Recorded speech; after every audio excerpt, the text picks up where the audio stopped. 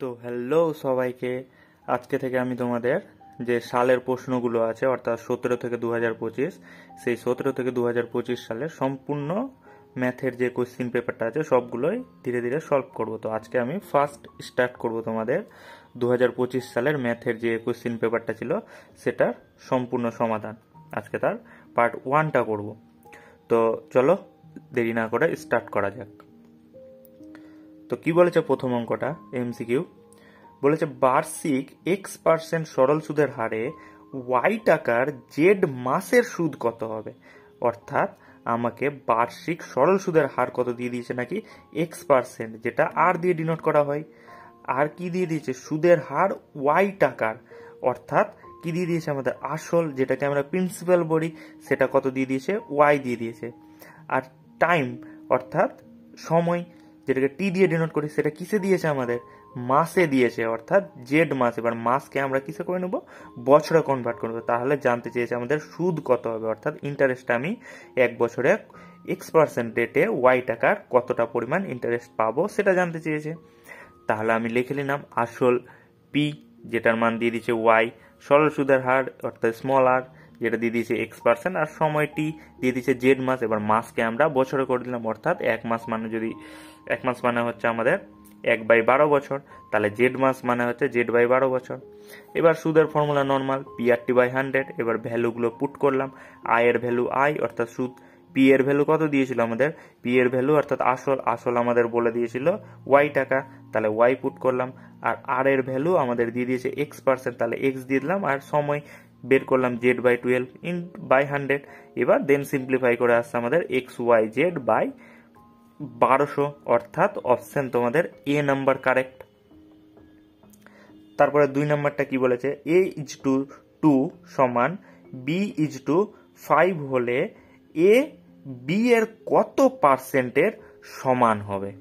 ঠিক আছে, তাহলে আমি লিখে নিলাম A:B সমান B:5, অর্থাৎ ইচ টু মানে ডিভাইড দিয়ে দিলাম, তাহলে A/2 সমান B/5। এবার কোনাকুনি গুণ করে আমি কি মানটা, কোনাকুনি গুণ না করে এ এর মানটা বের করেছি। যেহেতু বলেছে আমাকে এ বি এর কত পার্সেন্ট, তাহলে এ এর মানটা দরকার, অর্থাৎ এ এর মানটা বেরোলো আমার, এই দুইটা নিচে ভাগ হয়েছিল সেটা উপরে চলে গেল, অর্থাৎ গুণ হয়ে গেল, অর্থাৎ 2/5B। তাহলে এবার কি জানতে চেয়েছে, শতকরা অর্থাৎ 100-র মধ্যে কতটা। তাহলে শতকরা 100-র মধ্যে কত, খালি ইন্টু 100 দিয়ে পার্সেন্ট বি দিয়ে দেবো। তাহলে হয়ে যাচ্ছে আমাদের 5 আর 100 কেটে 20, তাহলে 20 আর 2 গুণ করে 40, অর্থাৎ 40% অফ এ বি। তাহলে এ বি এর কত পার্সেন্ট, 40%, অর্থাৎ তোমাদের কারেক্ট অ্যান্সার আছে সি নাম্বারটা।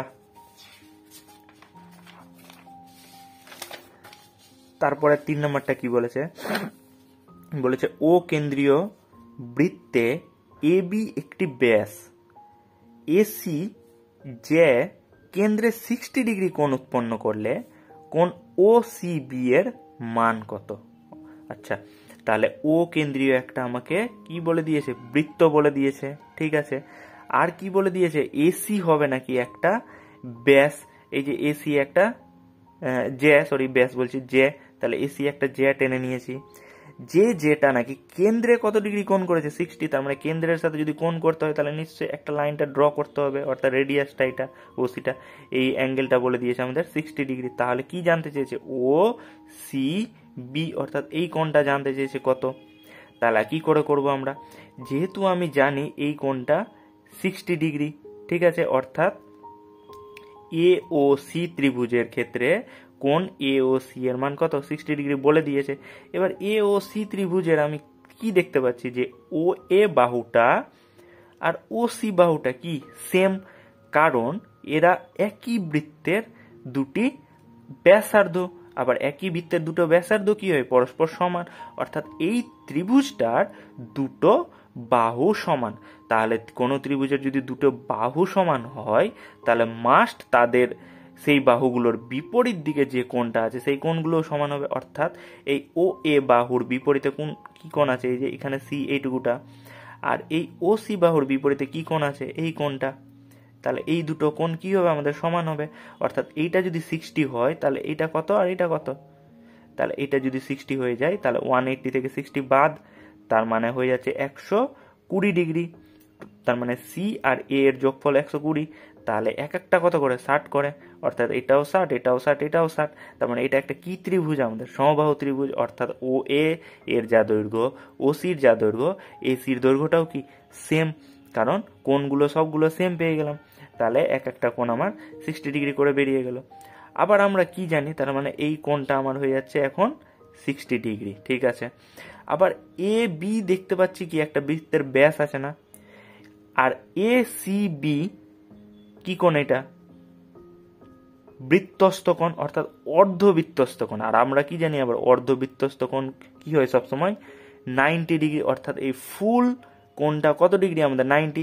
তার মধ্যে এইটুকুটা আমি 60 পেয়ে গেছি, তাহলে বাকি থাকে এইটুকুটা, তাহলে কত হয়ে যাবে 90 থেকে যদি 60 বাদ দিয়ে দিই, অর্থাৎ 30 ডিগ্রি অ্যান্সার হয়ে যাবে আমাদের। তাহলে লিখেছি এই যে এ ও সি ত্রিভুজের ও এ আর ও সি একই বৃত্তের ব্যাসার্ধ, তাহলে কোণ এ আর কোণ সি সমান হবে। এবার এই ত্রিভুজটার কোণ এ, কোণ সি আর কোণ ও তিনজনের যোগফল হয় 180, তার মধ্যে কোণ সি আর কোণ এ সমান, তাহলে লিখে দিয়েছি দুবার, প্লাস এ ও সির মান বলে দিয়ে 60, তাহলে এখান থেকে 2 ও সি এ কোণটা পেয়ে গেলাম আমি 180 থেকে 60 বাদ দিয়ে 120।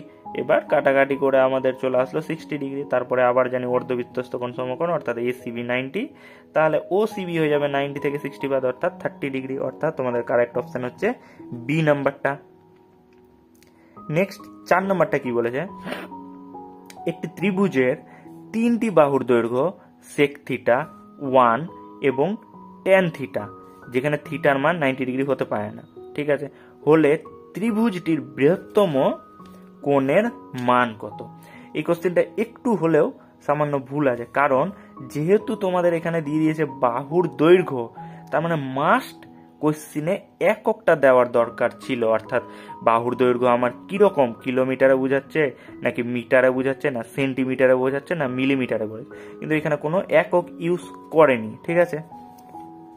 তো যাই হোক, তাহলে কি বের করতে বলেছে, ত্রিভুজের 3টা বাহু দিয়ে দিয়েছে, এবার সেই 3টা বাহুর মধ্যে ত্রিভুজটির বৃহত্তম কোণের মানটা কত হবে সেটা জানতে চাই।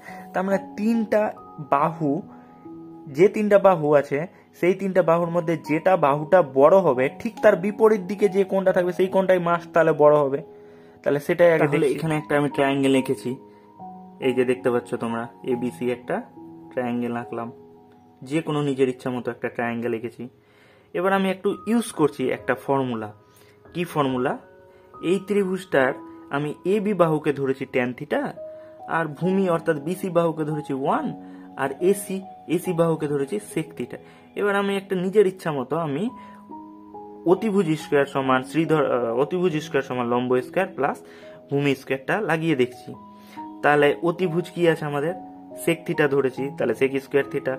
লম্ব কি আছে আমাদের টেন থিটা, তাহলে টেন স্কোয়ার থিটার ভূমি কি আছে আমাদের 1, অর্থাৎ 1 এর স্কোয়ার। তাহলে দেখতে পাচ্ছি কি সেক স্কোয়ার থিটা সমান চলে আসছে 1 প্লাস টেন স্কোয়ার থিটা। তার মানে এই জিনিসটা তো আমরা ত্রিকোণমিতিতে জানি, সেক স্কোয়ার থিটা সমান হয় 1 প্লাস টেন স্কোয়ার থিটা। এবার বলো অতিভুজ স্কোয়ার সমান লম্ব স্কোয়ার প্লাস ভূমি স্কোয়ার কখন পসিবল? যখন ত্রিভুজটা নাকি আমার কি ত্রিভুজ থাকে, সমকোণী ত্রিভুজ থাকে, অর্থাৎ একটা কোণ মাস্ট বি আমাদের কত ডিগ্রি থাকতে হবে 90 ডিগ্রি। তাহলে ত্রিভুজের সব থেকে বৃহত্তম কোণের মানটা কত হয়ে যাচ্ছে, যেহেতু বাহু 3টি একটি সমকোণী ত্রিভুজের বাহু, তাহলে ত্রিভুজের বৃহত্তম কোণটা কত হয়ে যাবে আমাদের 90 ডিগ্রি। আর এই দুটো যে কোণ থাকলো সেই দুটো কোণ কি হবে আমি জানি না, একটা যদি 60 হয় তাহলে একটা 30 হতেই পারে, বা দুটোই 45 হতে পারে। এগুলো তো আমার কাছে জানতে চাইনি, আমার কাছে জানতে চেয়েছে কোনটা ম্যাক্সিমাম অর্থাৎ বৃহত্তম হবে। তার মানে সেক থিটা বাহুটা বৃহত্তম বোঝাচ্ছে বলেই তার বিপরীত দিকে যে কোণটা আছে সেটা সব থেকে বড় কোণ, অর্থাৎ কোণ বিটা হয়ে যাচ্ছে আমাদের সব থেকে বড়, অর্থাৎ থিটার মানটা কত ডিগ্রি 90 ডিগ্রি। কিন্তু আমাদের আবার দেখো কোশ্চিনে তোমাদের theta not equal to 90 degree বলে দিয়েছে, এটা কোনোদিনও পসিবল না, ঠিক আছে। এটা কোশ্চিনটা একটু হলেও ভুল আছে।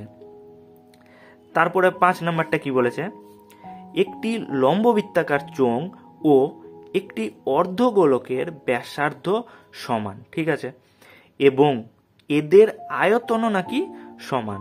তাহলে চোঙটির উচ্চতা অপেক্ষা অর্ধগোলকটির উচ্চতা শতকরা কত বেশি? তার মানে একটা লম্ববৃত্তাকার চোঙ দিয়েছে আর একটা অর্ধগোলকের ব্যাসার্ধ কি বলে দিয়েছে নাকি সমান, আর তাদের আয়তনও কি হবে নাকি সমান। তাহলে যদি আমি একটা ভেবে নিই যে একটা লম্ববৃত্তাকার চোঙ আছে, ঠিক আছে, এখানে একটু রাফে করে দেখিয়ে দিচ্ছি। একটা লম্ববৃত্তাকার চোঙ আছে আর একটা অর্ধগোলক আছে। এবার এই অর্ধগোলকের ব্যাসার্ধটা কি হয় ধরে নিলাম আর, তাহলে এই চোঙের ব্যাসার্ধটাও কি হবে নাকি আরই হবে, কারণ বলে দিয়েছে তারা সমান, ঠিক আছে। আর কি বলে দিয়েছে এদের আয়তনটা, এবার আমরা চোঙের আয়তন কি জানি, পাই আর স্কোয়ার এইচ, এইচ বলতে আমাদের কি হাইটটা, অর্থাৎ এর হাইটটা আছে এইচ, এটা আয়তন। আর সেম ভাবে অর্ধগোলকের আয়তনটা কি হয়ে যায় 2/3 পাই আর কিউব। এবার এই দুটো কি হবে নাকি পরস্পর সমান হবে, তাহলে দুটো পরস্পর সমান করে দিলাম। এবার বোথ সাইড থেকে দেখতে পাচ্ছি পাই পাই কেটে যাচ্ছে, আর এইদিকে দুটো আর স্কোয়ার, এদিকে তিনটা আর স্কোয়ার, অর্থাৎ এখান থেকে দুটো আর এখান থেকে দুটো কেটে গেলে এই সাইডে একটা আর পড়ে থাকছে, অর্থাৎ এই সমান 2/3 আর পেয়ে যাচ্ছি আমি। এবার আমাকে কি জানতে চেয়েছে, চোঙটির উচ্চতা অপেক্ষা অর্ধগোলকের উচ্চতা শতকরা কত বেশি, অর্থাৎ পার্সেন্টেজে জানতে চেয়েছে কতটা বেশি হবে। তাহলে আমরা কি করে করব পার্সেন্টেজ বলতে, অর্থাৎ এর উচ্চতা, অর্থাৎ গোলকের উচ্চতা, গোলকের উচ্চতা বলতে এটাই বুঝাবে, অর্থাৎ রেডিয়াসটা আরই হবে, কারণ এটাও বৃত্তের ব্যাসার্ধ এটাও বৃত্তের ব্যাসার্ধ। তাহলে অর্ধগোলকের যেটা উচ্চতা সেটাও কি ব্যাসার্ধর সাথেই সমান, তাহলে সেটা মাইনাস চোঙের হাইটটা বাই চোঙের হাইট ইন্টু 100। তাহলে এটাকে যদি আমি সিম্পলিফাই করি তাহলে আর মাইনাস এইচ, এইচ এর মান পেয়ে গেছি 2/3 আর বাই এইচ, এইচ মানে আবার 2/3 আর ইন্টু 100। তাহলে আর থেকে 2/3 আর বাদ দিলে হয়ে যাবে r/3 আর এখানে হয়ে যাবে 2r/3 ইন্টু 100। এবার 3 3 কেটে যাচ্ছে আর আর কেটে যাচ্ছে, আর 2 আর 100 কেটে 50, অর্থাৎ 50%। তাহলে তোমাদের অপশন নাম্বার কত, অপশন নাম্বার হয়ে যাচ্ছে কোথায় গেল, হ্যাঁ বি নাম্বারটা অপশন কারেক্ট। তারপরে 6 নাম্বারটা কি বলেছে, ঊর্ধ্বক্রমে সাজানো 27, 31, 46, 52 এক্স, y+2, 71, 79, 85, 90 রাশি তথ্যের মধ্যমা 64 হলে এক্স প্লাস ওয়াই এর মান কত জানতে চেয়েছে, ঠিক আছে। তাহলে কি করে করব, তাহলে ঊর্ধ্বক্রমে সাজাতে বলেছে। আচ্ছা তাহলে ঊর্ধ্বক্রমে সাজানো, আগে ঊর্ধ্বক্রমে সাজিয়ে যদি নিই,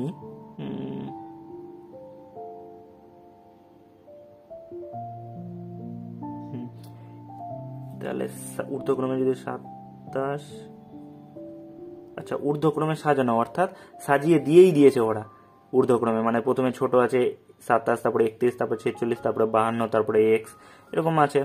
তাহলে বলেছে রাশিগুলির মধ্যমা হচ্ছে 64। এবার মধ্যমা আমরা কি করে বের করব, তাহলে আগে ডিজিটগুলো গুনি কটা ডিজিট আছে, তাহলে 1, 2, 3, 4, 5, 6, 7, 8, 9, 10টা, তার মানে এন এর মান হয়ে যাচ্ছে আমাদের 10, অর্থাৎ নাম্বার কতটা নাম্বার আছে 10টা নাম্বার। এবার মধ্যমা কি হবে, মধ্যমা যদি নাম্বারটা ইভেন থাকে তাহলে মধ্যমাটা কি হয় নাকি n/2 তম পদ,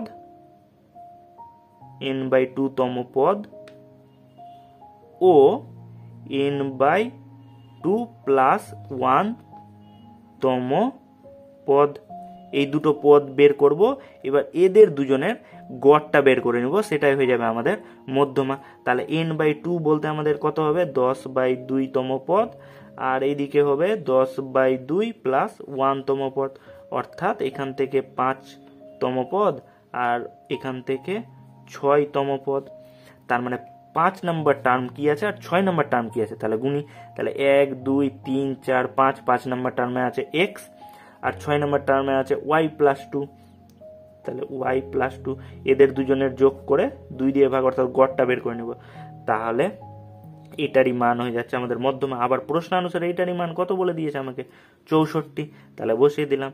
এবার যদি একটু কোনাকুনি গুণ করে নিই, তাহলে এক্স প্লাস ওয়াই প্লাস 2 সমান 64 ইন্টু 2 অর্থাৎ 128। তাহলে এক্স প্লাস ওয়াই সমান 128 মাইনাস 2 অর্থাৎ 126। তাহলে এক্স প্লাস ওয়াই এর মান কত বেড়ে গেল, 126, অর্থাৎ option number B is correct. এবার আছে শূন্যস্থান পূরণ। তো কি বলেছে শূন্যস্থানে, বলেছে একটি ব্যবসায়ী পিন্টু আমনের 1/2 গুণ টাকা দিয়েছিল এবং ডেভিড আমনের 2/1 গুণ টাকা দিয়েছিল। তাহলে বের করতে বলেছে আমন, পিন্টু ও ডেভিডের মূলধনের অনুপাতটা কত। ঠিক আছে, তাহলে আমন কত টাকা দিয়েছিল সেটা কি আমি জানি, বলেছে একটি ব্যবসায়ী পিন্টু আমনের এত গুণ টাকা দিয়েছিল, অর্থাৎ আমন যা টাকা দেয় পিন্টু তার এত গুণ টাকা দেয়। এবার আমনের টাকা তো আমরা জানি না, ওই জন্য ধরে নিলাম আমন এক্স টাকা দিয়েছিল।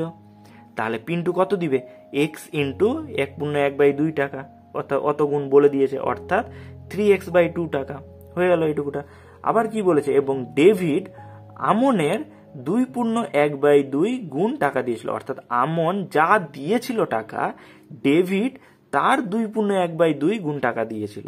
এবার আমরা এখনই বের করলাম পিন্টু কত টাকা দিয়ে, আমন কত টাকা দিয়েছিল, এক্স টাকা দিয়েছিল, তাহলে ডেভিড কত দিবে, এক্স ইন্টু 2/1/2 টাকা অর্থাৎ 5x/2 টাকা।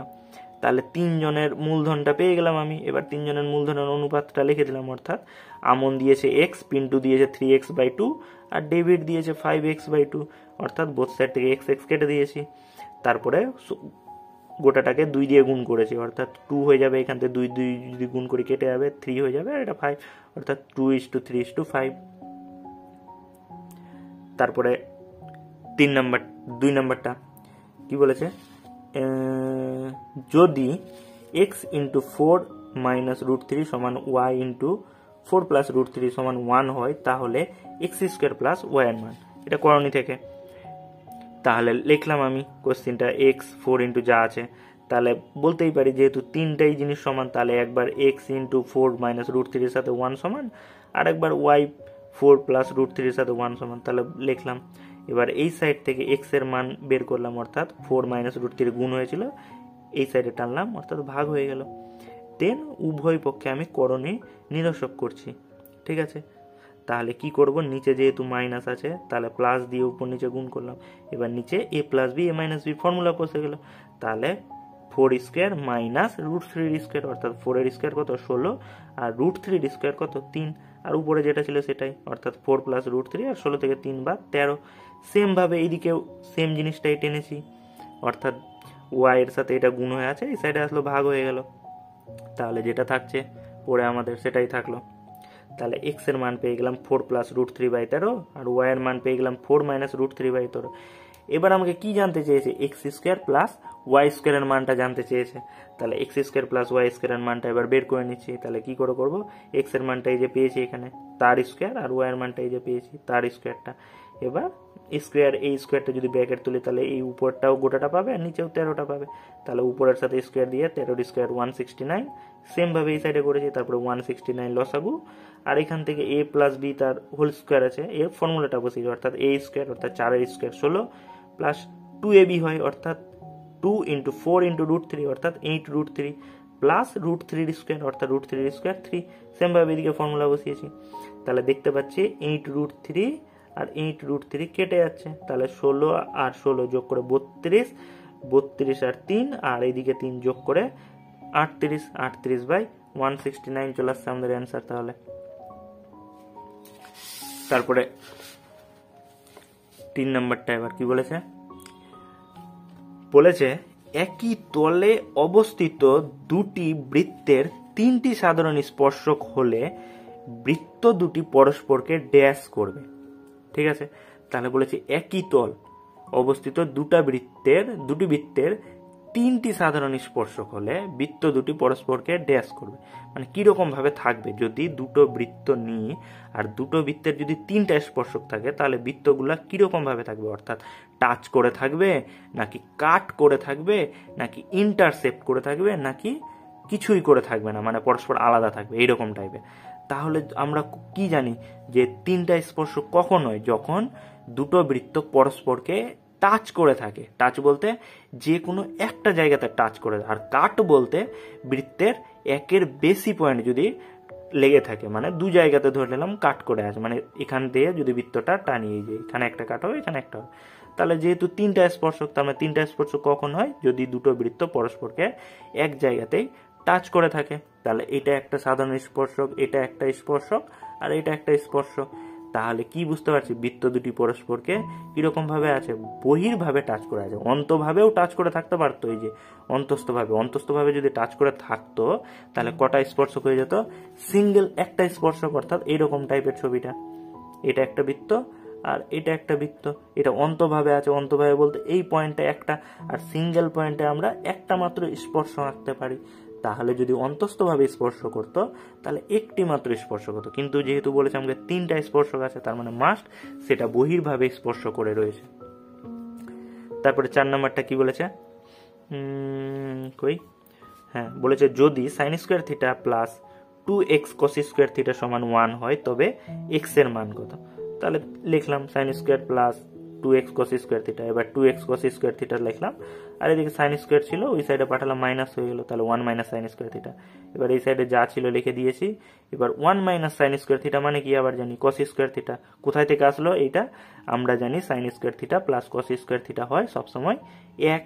এবার এখান থেকে যদি cos স্কোয়ার থিটার মান বের করি, অর্থাৎ cos স্কোয়ার থিটা সমান কি হয়ে যাবে, সাইন স্কোয়ারটা এই সাইডে আসলে মাইনাস হয়ে যাবে, অর্থাৎ 1 মাইনাস সাইন স্কোয়ার, এটা মানে cos স্কোয়ার। তাহলে লিখলাম 2x cos স্কোয়ার থিটা সমান cos স্কোয়ার থিটা।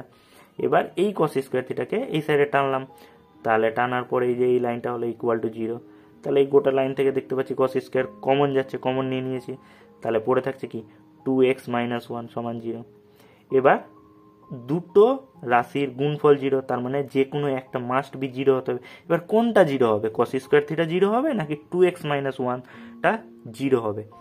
যেহেতু cos স্কোয়ার আছে, তার মানে স্কোয়ার টার্মটা কি হয়, সব সময় পজিটিভ হয়, কখনোই 0 আসে না বা নেগেটিভ আসে না। তার মানে এই cos স্কোয়ার থিটার মানটা কোনোদিনও 0 হওয়া পসিবল নয়। cos থিটার মান কিন্তু 0 হওয়া পসিবল, কারণ আমরা জানি cos 90-র মান 0 হয়ে যায়, ঠিক আছে, কিন্তু স্কোয়ারের মানটা কোনোদিনও 0 হয় না।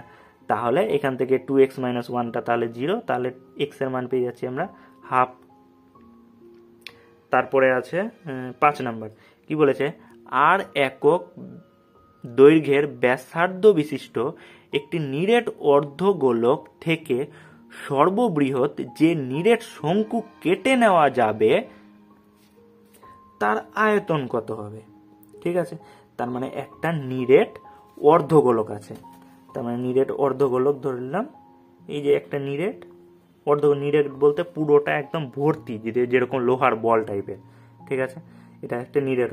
এবার এই নিরেট গোলক থেকে নাকি কি বের করতে বলেছে, একটা নিরেট অর্ধগোলক বৃত্ত থেকে বলেছে একটি নিরেট শঙ্কু কেটে নিতে। তার মানে এইরকম একটা শঙ্কু আমি কেটে নিলাম, তার মানে এইরকম কাটার পর এইরকম ছবিটা আসছে শঙ্কুর। তার মানে শঙ্কুর যা ব্যাসার্ধ হবে, অর্ধগোলকের ব্যাসার্ধটাও একই, আর শঙ্কুর যা হাইটটা হবে সেটাও কি আবার অর্ধগোলকের ব্যাসার্ধের সাথেও সেম। তাহলে জানতে চেয়েছে এই যে শঙ্কুটা যে আমি কাটলাম, এই শঙ্কুটার আয়তনটা কত হবে সেটা, ঠিক আছে। তাহলে লিখেছি নিরেট শঙ্কুটির ব্যাসার্ধ ও উচ্চতা একই হবে, কারণ দেখতেই পাচ্ছি হাইটটা যা গোলকের যেটা অর্ধগোলকের যেটা হাইট সেটাই শঙ্কুর উচ্চতা।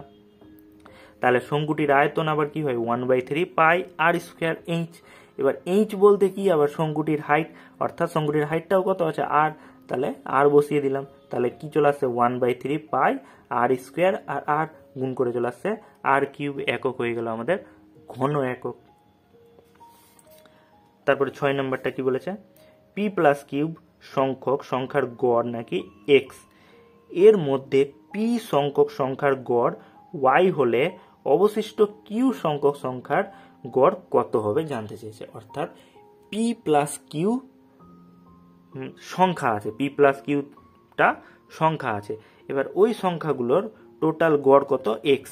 এবার তার মধ্যে পিতম সংখ্যার মানে পিতম টার্মের যোগফল, পিতম টার্ম বলছি, পিতম সংখ্যার মানে 1 2 3 4 এরকম করে করে পিতম পর্যন্ত সংখ্যার গড় নাকি ওয়াই। তাহলে বলতে চেয়েছে অবশিষ্ট অর্থাৎ বাকি যেগুলো থাকলো কিউ পর্যন্ত যেগুলো সংখ্যা থাকলো সেই সংখ্যাগুলোর গড় কত হবে। তাহলে লিখলাম পি প্লাস কিউ তোমার সংখ্যার গড় কত এক্স বলে দিয়েছে। তাহলে এই পি প্লাস কিউ সংখ্যক সংখ্যাটির সমষ্টি কত হয়ে যাবে p plus q into x. কারণ আমরা কি জানি গড়ের ফর্মুলা, অর্থাৎ পি প্লাস কিউ তম সংখ্যা আছে, তার মানে এখানে 1 plus 2 plus dot dot dot এরকম করে কতগুলো সংখ্যা আছে পি প্লাস কিউ। আর গড় কি করে বের করতে হয়, এখানে উপরে বসে সংখ্যাগুলির সমষ্টি, সংখ্যাগুলির সমষ্টি থাকে আর নিচে থাকে টোটাল কতগুলো সংখ্যা আছে, অর্থাৎ টোটাল কতগুলো সংখ্যা আছে পি প্লাস কিউ। এবার এটাই হয়ে যায় গড়, এই গড়টার মান কত বলে দিয়েছে এক্স। তাহলে সংখ্যাগুলির সমষ্টি কত বেরিয়ে যাবে, কোনাগুনি যদি গুণ করি তাহলে x into p plus q, এটাই হয়ে যাচ্ছে সংখ্যাগুলির সমষ্টি। তাহলে লিখেছি x into p plus q সংখ্যাগুলি। সেমভাবে পি তম সংখ্যার গড় আমাকে ওয়াই বলে দিয়েছে, তাহলে সমষ্টিটা কত হয়ে যাবে পি ইন্টু ওয়াই, কোনাগুনি গুণ করলে সেম। তাহলে আমি পেয়ে গেলাম পি প্লাস কিউ তম সংখ্যার সমষ্টি এটা আর পি তম সংখ্যার সমষ্টি এটা। তাহলে বাকি যে কিউ তম সংখ্যা থাকলো তাদের সমষ্টি কত হবে, যদি আমি এই টোটালটা থেকে যদি এটা পি তম সংখ্যার সমষ্টি বাদ দিয়ে দিই সেটাই, তাহলে ওটাই করেছি কিউ তম সংখ্যার সমষ্টি এই টোটালটা থেকে পি ওয়াইটা বাদ দিয়ে দিয়েছি, দেন লিখেছি। এবার সমষ্টি পেয়ে গেলাম। এবার গড় জানতে চেয়েছে, গড় বলতে কোন সংখ্যাগুলির কতটা সংখ্যার গড় কিউ তম সংখ্যার, অর্থাৎ কিউ দিয়ে ভাগ করে দিব। তাহলে অ্যান্সারটা হয়ে যাচ্ছে p plus q into x minus p y by cube. তো ঠিক আছে, আজকে এইটুকুই। নেক্সট আমরা সত্য মিথ্যা থেকে স্টার্ট করব।